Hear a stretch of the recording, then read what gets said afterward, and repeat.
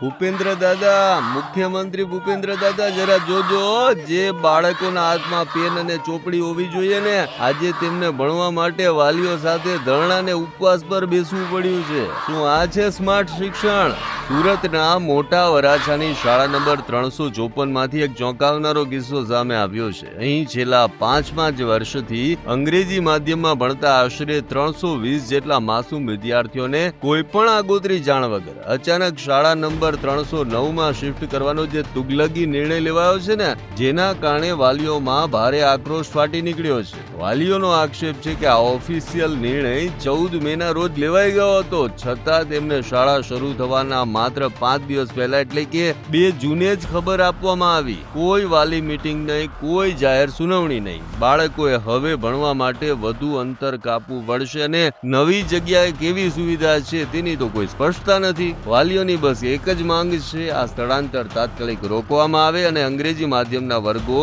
શાળા નંબર 354 ચાલુ રાખો. વર્ષોથી જે શાળા સાથે બાળકોનો લાગણીસભર સંબંધ બંધાયો છે ને, તેને તોડતી આ નિર્ણય પ્રક્રિયા પાછળ જવાબદાર અધિકારીઓ કોણ છે? શું ગુજરાતમાં ખરેખર શિક્ષણ માફિયાઓનું રાજ ચાલી રહ્યું છે? આ અંગે જનતા જવાબ માંગી રહી છે.